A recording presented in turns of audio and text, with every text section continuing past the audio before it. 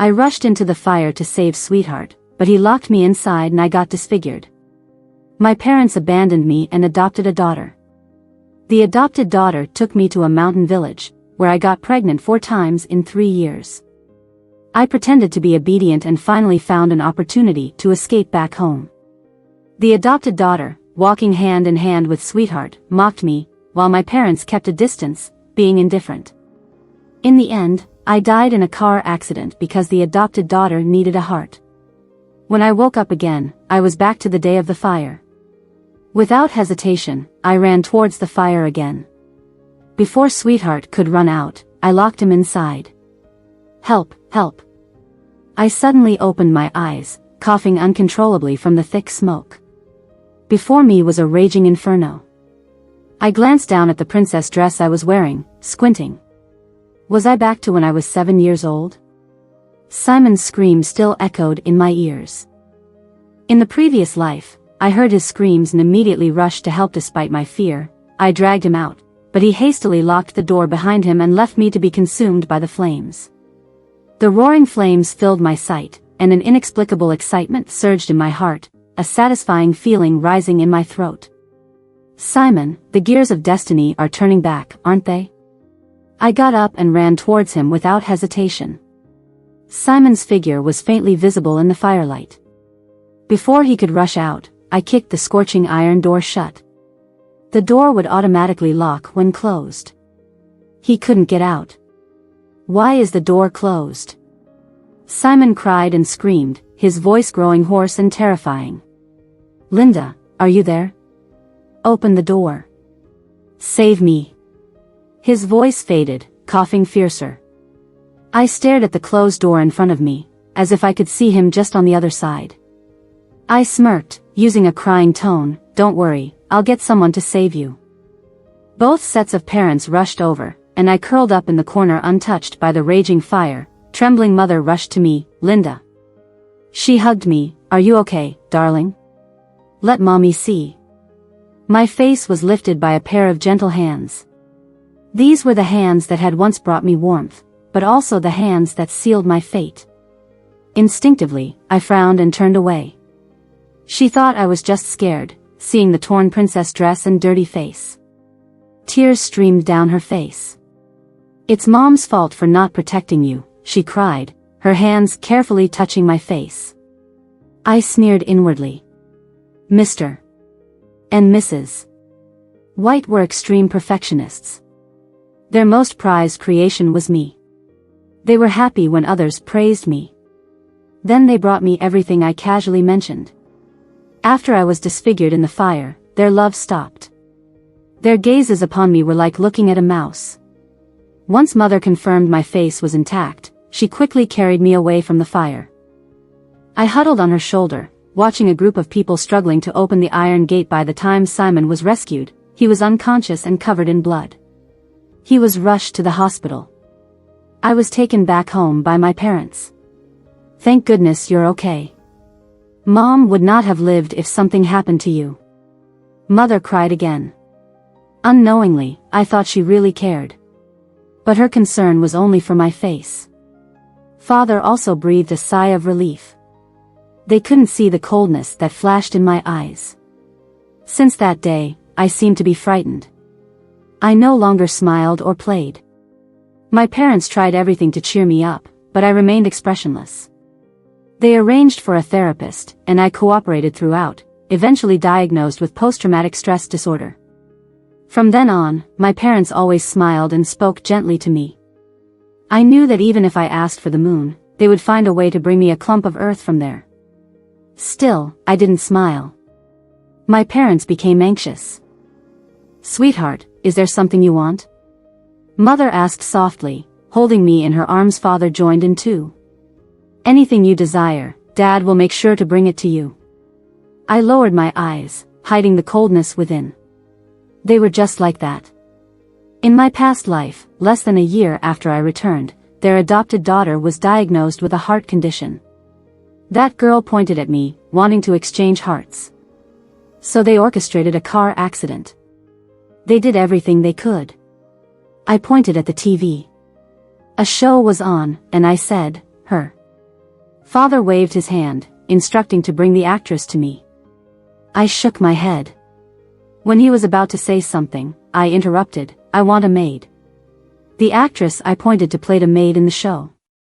After hearing this, my parents exchanged glances, feeling perplexed. It could be tricky. If she can play with me, she should be about 7 or 8 years old. Child labor is illegal.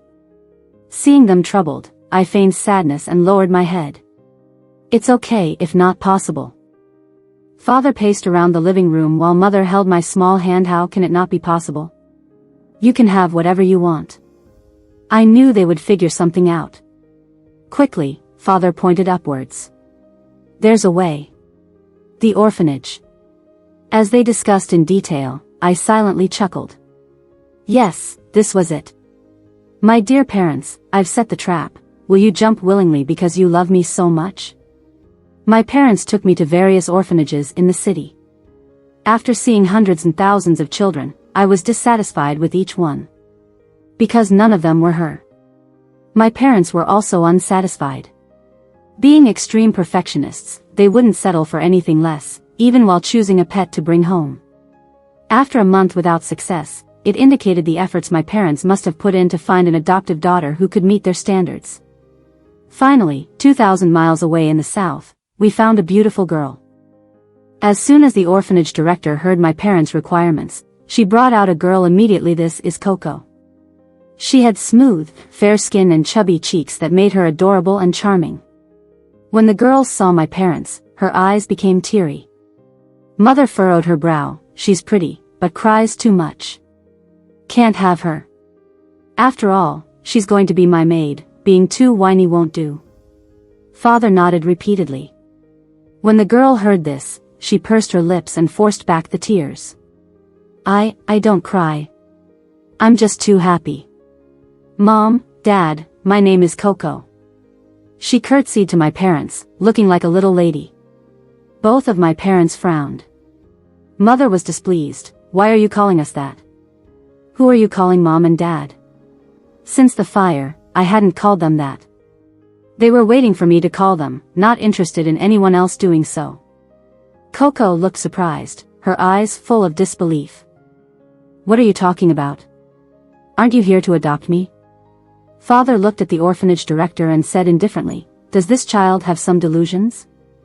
The director felt awkward. She's not like this usually. Mother finally spoke. It's not us who want to adopt a child, it's our driver. Coco's small body shook suddenly. How can this be? It's not like this. Why? She muttered to herself, as the driver walked in from the doorway. Seeing Coco's unwilling expression, he wasn't happy either.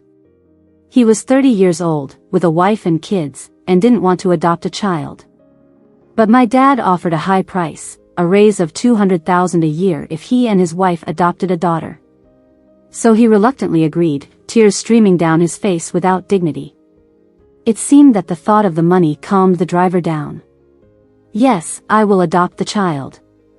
The director asked Coco, Coco, do you agree? She clenched her skirt, visibly trembling. It was strange. Did she also have memories from her past life?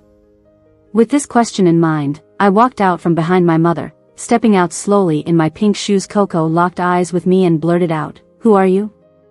Mother embraced me protectively. This is our real daughter, mind your manners. Coco was shocked.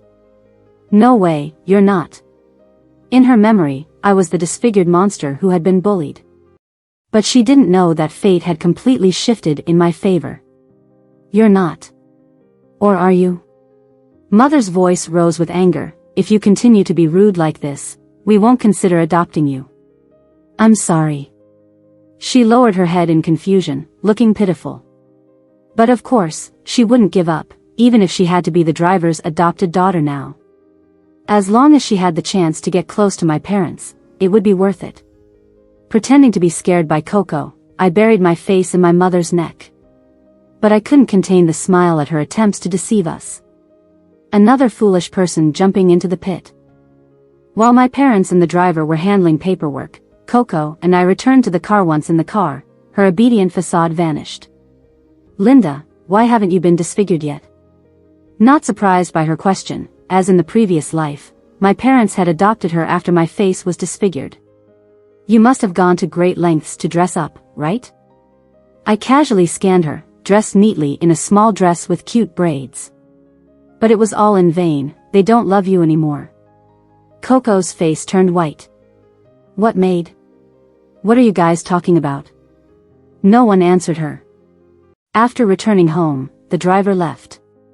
Coco stayed behind. Instinctively, she headed upstairs, but mother stopped her. Where are you going? Your room is here. She was assigned to the maid's quarters. That night, she sobbed loudly under her blanket. Leaning against her door with my teddy bear, I smiled slowly. Her crying sounded so pleasing. The next day, I sat at the dining table like a little princess. Coco was called into the kitchen to serve me breakfast, struggling to place it on the table while tiptoeing. I lifted my hand and deliberately knocked everything over.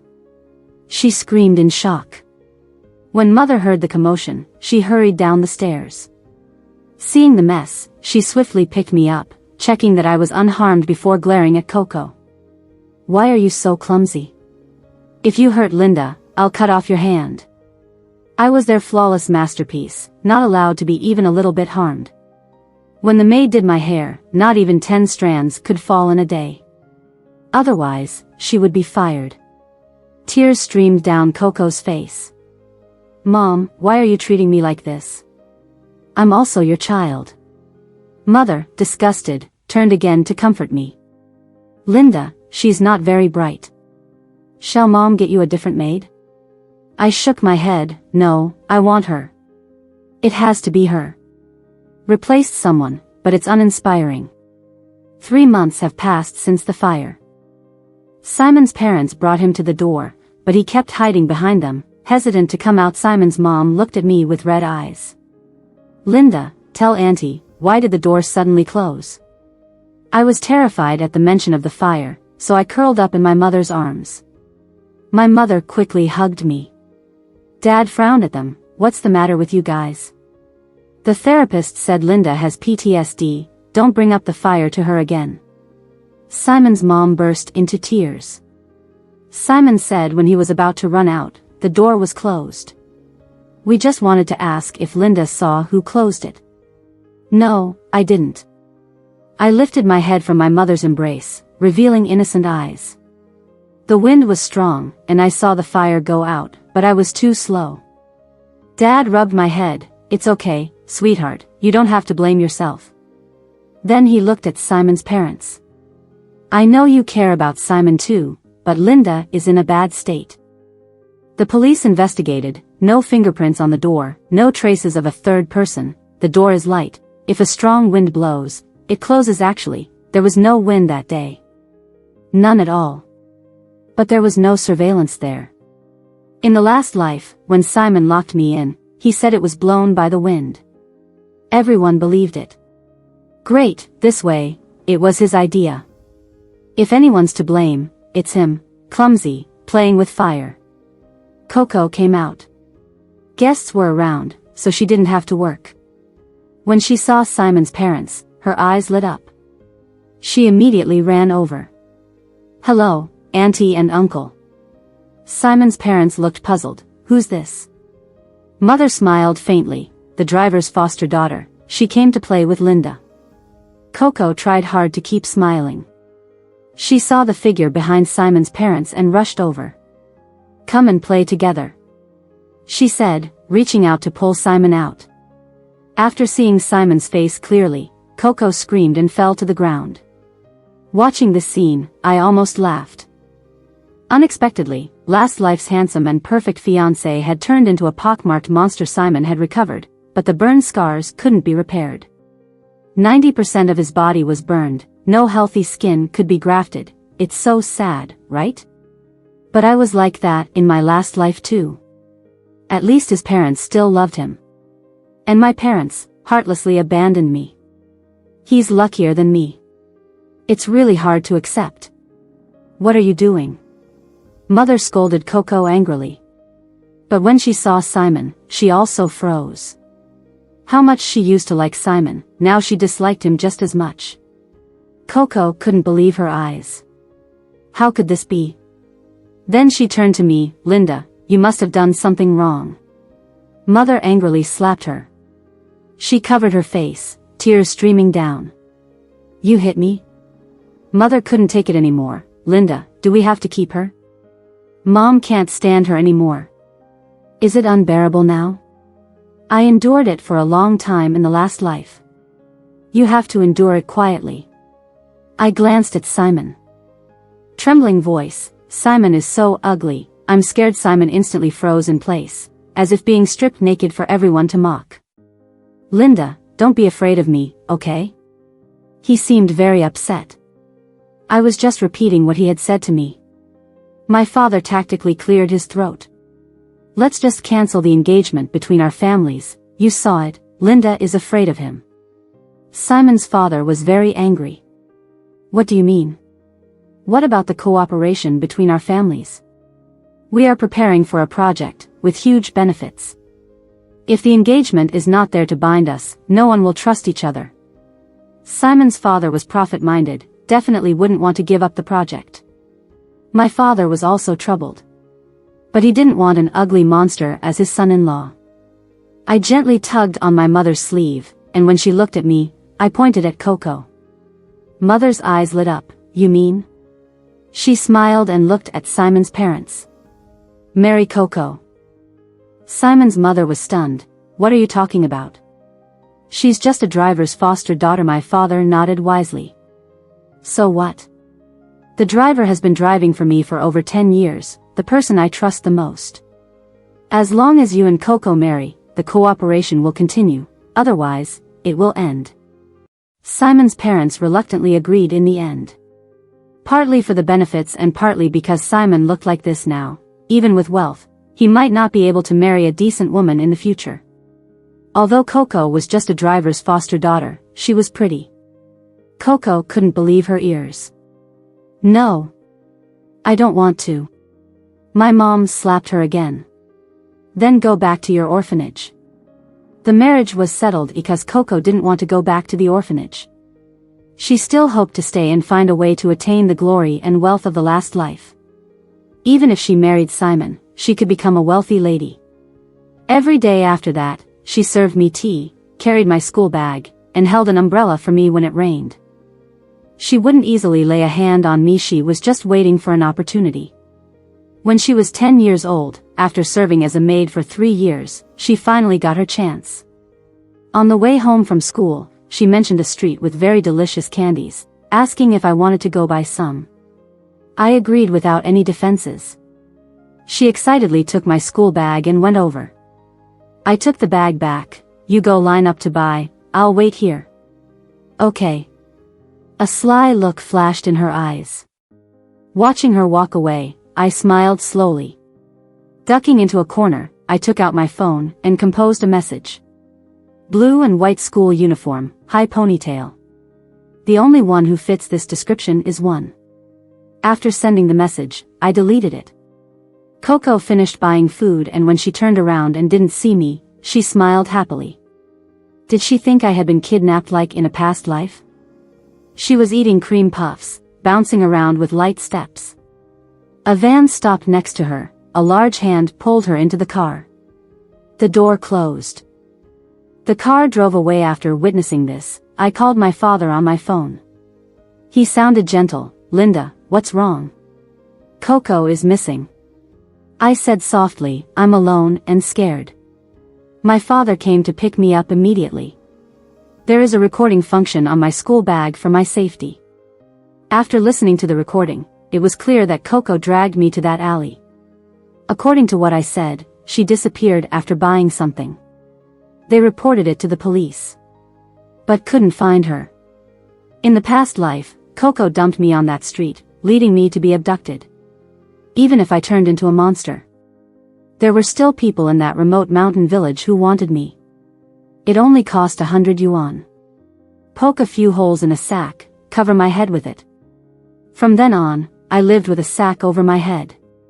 Initially, I worked as their labor force, doing the heaviest work, eating the worst food.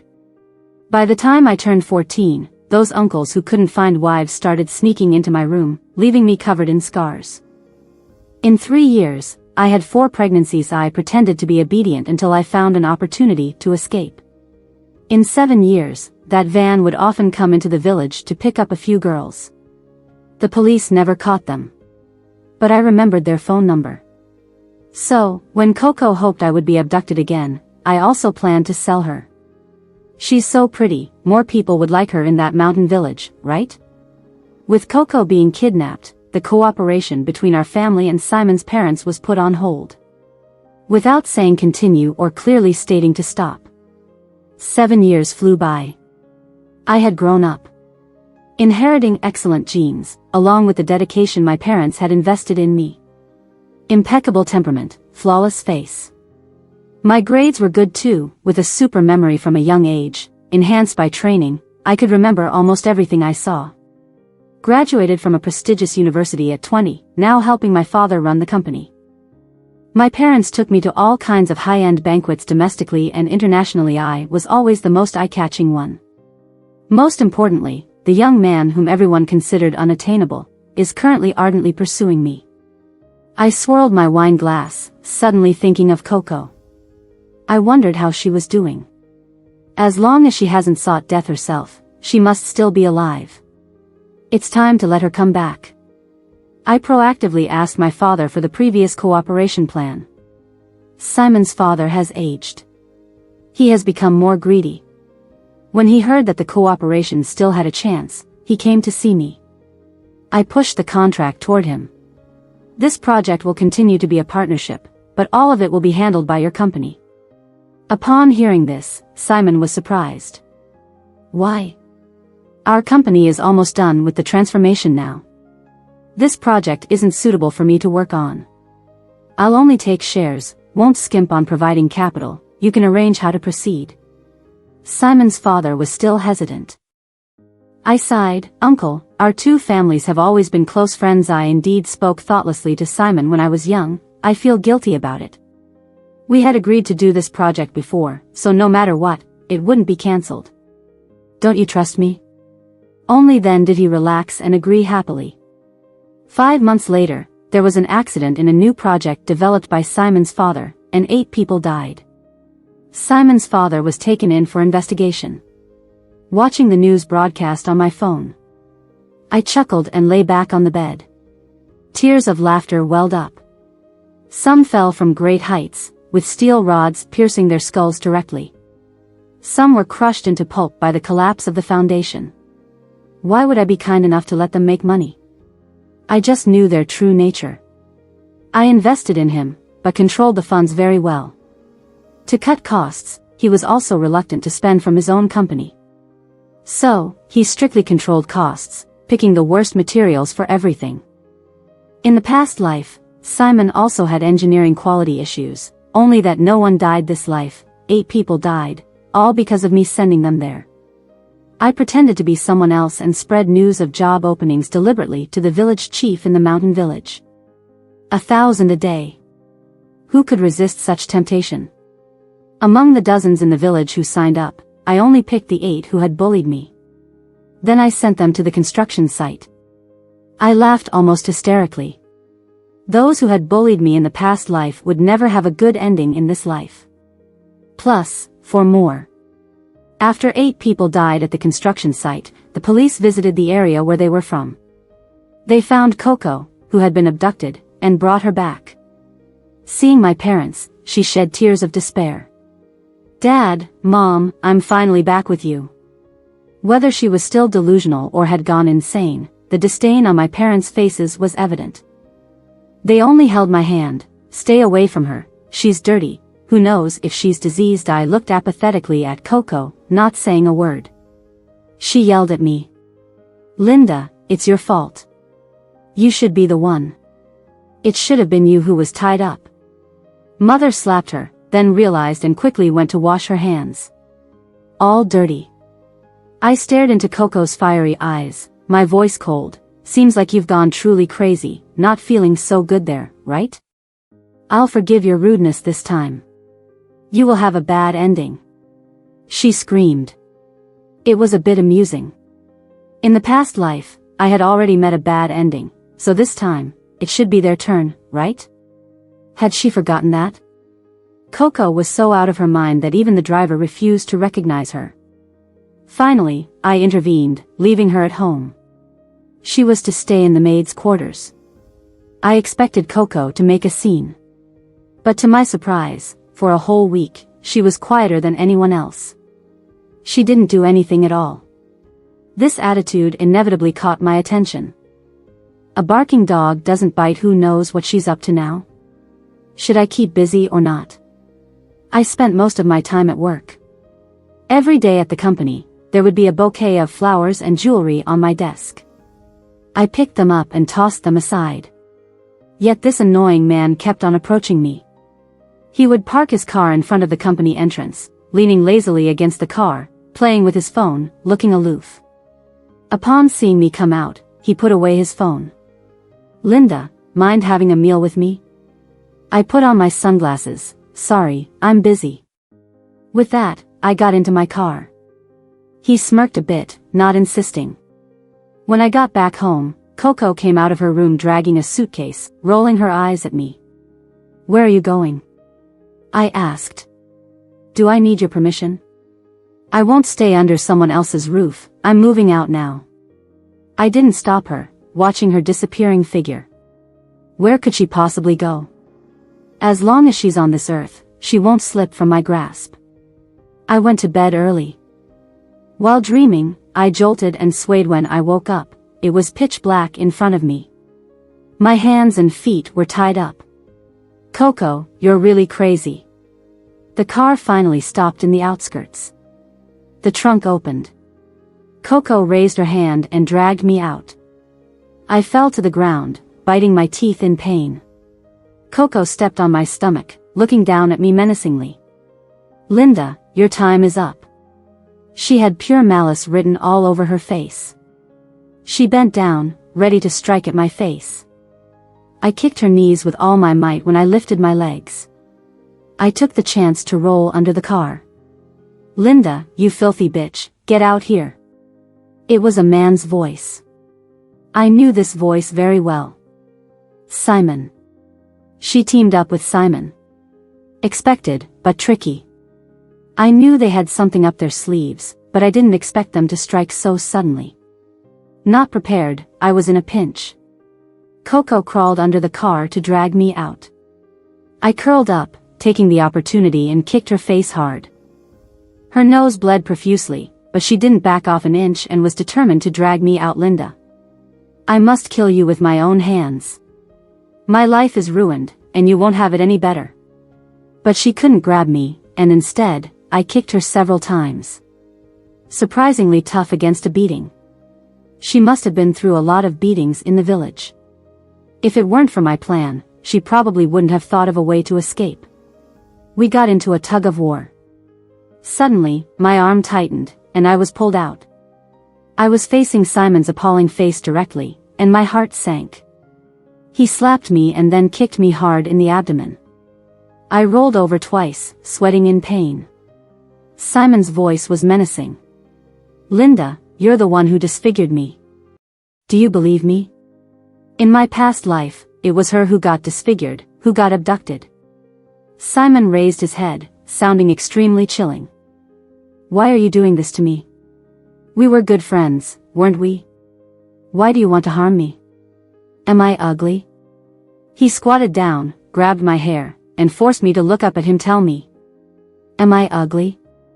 I chuckled. "Simon, didn't you have some self-awareness of being ugly in your heart?" "I tell you, very ugly." I wasn't afraid to provoke him. If they could kidnap me, then they must have decided to kill to silence them. "Ugly? Am I ugly?" He didn't get angry but laughed sarcastically. "You're asking for it." After saying that, he pounced on me, slobbering over my neck. Disgusting, really disgusting. I bit his ear, pulling it hard. Warm blood splattered over my face. Simon screamed in pain, trembling as he fell to the side. I ripped off his ear. I spat it out. So dirty. Disgusting. Coco was shocked. "Linda, you maniac." She rushed over, but a tall figure blocked her way. With a swift long leg lifted, she was knocked down by him. Next thing I knew, I was in the arms of a solid figure. Linda found it hard to speak. "I'm here." I wiped the blood on his expensive shirt carelessly. "Jack, why are you here?" "I wanted to have a late night snack with you. When your housekeeper found you missing and checked the surveillance footage, she saw you being kidnapped, so I came after." I looked at him. "Thank you for the courage to find me without hesitation." "No need for thanks, as long as you are safe." He reached out to touch my bruised face. "Who did this?" I had just asked when Simon, who knows when, stood up. He pulled me forcefully and then pressed a knife against my neck. "Get away." His hand was trembling all along. There was a brief stabbing pain in my neck, followed by warm liquid flowing down. Jack's pupils contracted suddenly, but he didn't dare to move randomly. He faced off against Simon, keeping a straight face. Coco burst into laughs. "Linda, in the end, you are going to die. Do you know how I spent the past 7 years? I've been a slave, gave birth to 5 children. This is all because of you. I always thought, as long as I survive, I will kill you." She kept laughing but then burst into tears. I remained emotionless, looking at her coldly. Who hasn't been through all those messy things? Simon leaned close to my ear. "This is karma. When you locked me up back then, you should have thought of this day." The neck was getting more painful, the blade pressing deeper. I turned my head and saw a glint in the distance. "Stand back," I told Jack. Jack hesitated visibly but obediently stood aside. Simon's laughter came to a sudden halt. His forehead burst open, blood splattering. And then he fell straight down. The police arrived. He had already harmed me with a sharp weapon. In order to ensure my safety, after receiving instructions, the sniper was ordered to shoot to kill. Coco was arrested. As she was handcuffed, she shook her head in disbelief. "No, this shouldn't be happening." "Shouldn't it be her who's dead?" I was taken to the hospital. The knife wound on my neck was deep, but luckily it didn't hit any major arteries. After being stitched up, I was moved to the high-level ward. Jack stayed by my side, his eyes filled with concern. "Do you really like me?" I asked. He looked at me with a pained expression. "Do you find me pretty?" I asked again. "Yes, I like your beauty, your intelligence, your composure. Linda, I want to see you smile." His voice was gentle, as if he was saying it to himself. Smile? I never smile in front of others.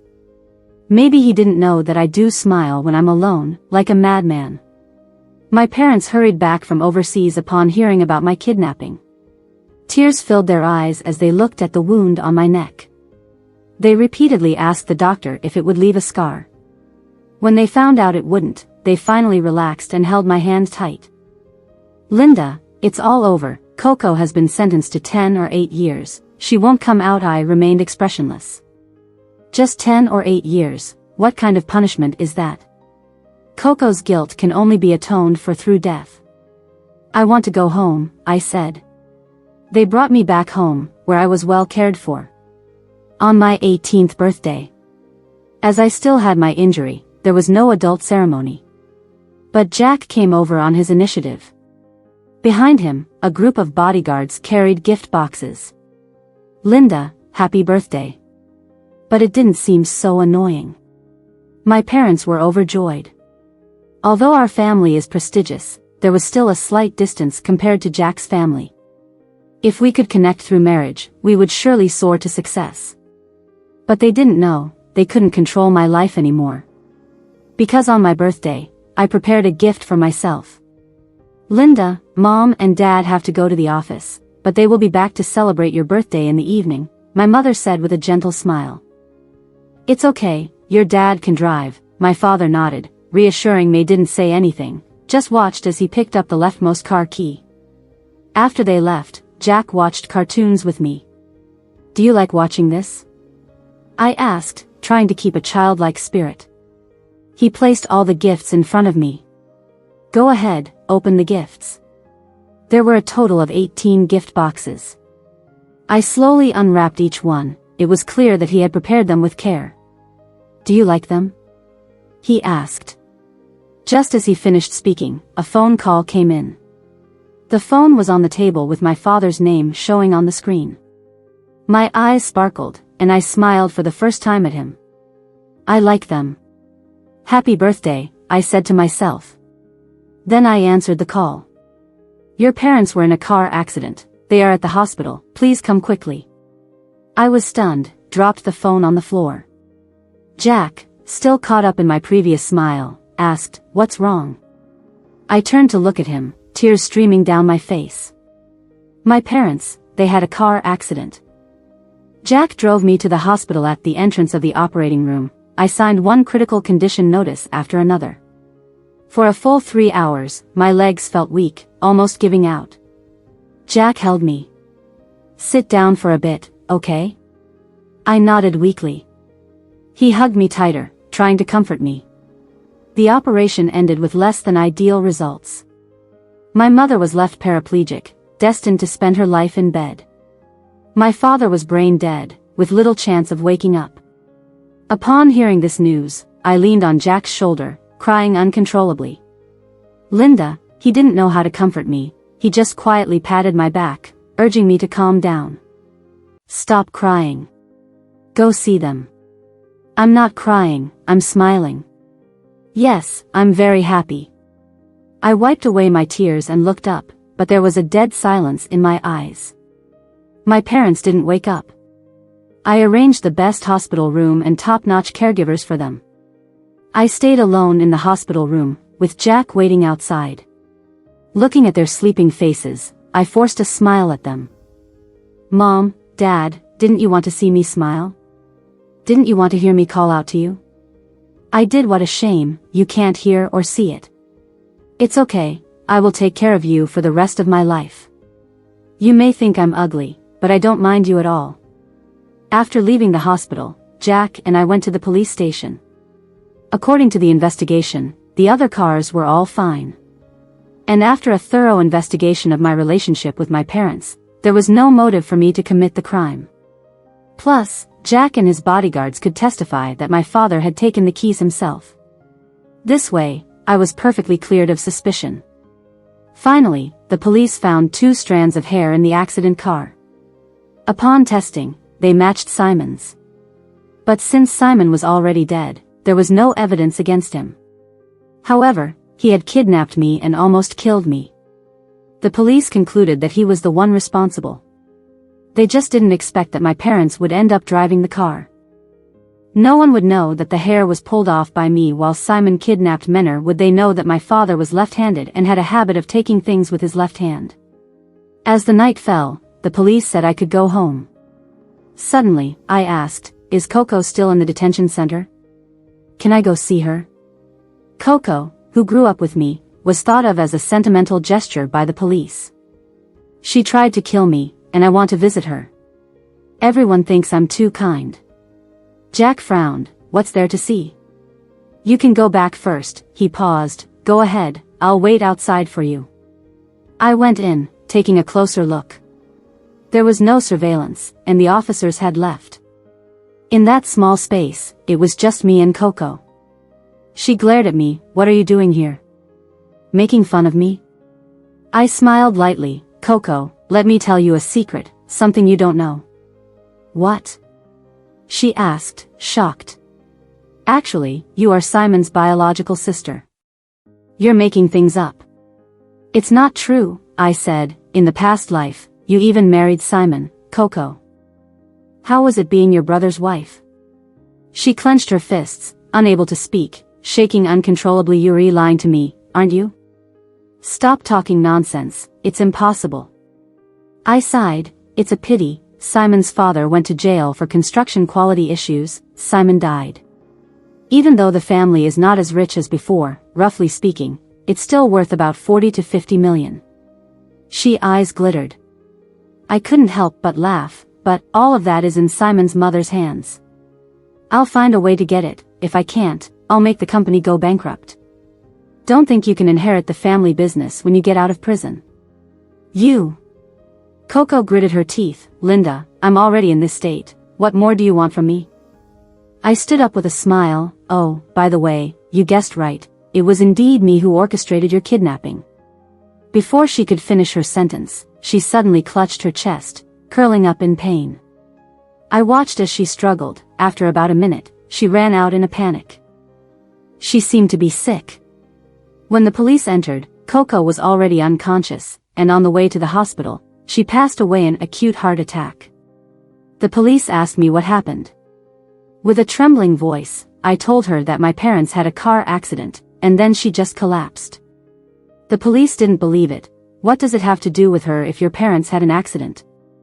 I shook my head. I don't know either, but she always called my parents mom and dad since she was a child.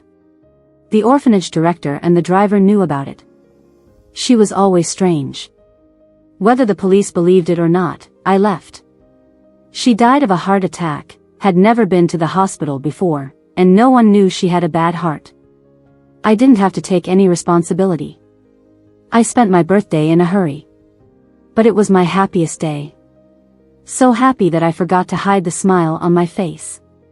Jack was driving and suddenly asked me, "Was it all you're doing?" I paused and glanced at him. He was driving seriously, his voice calm. When you were kidnapped, Coco and Simon said strange things, like trafficking, arson. Jack, I called him. Instead of answering, he asked me, "Are you brave enough to love me?" He didn't answer me, and just dropped me off at home. I didn't even look back as I went in. Looking at all the gifts on the floor, I didn't hesitate to step on them. Jack, I don't need anyone's love, because I don't trust anyone. Loving myself is enough.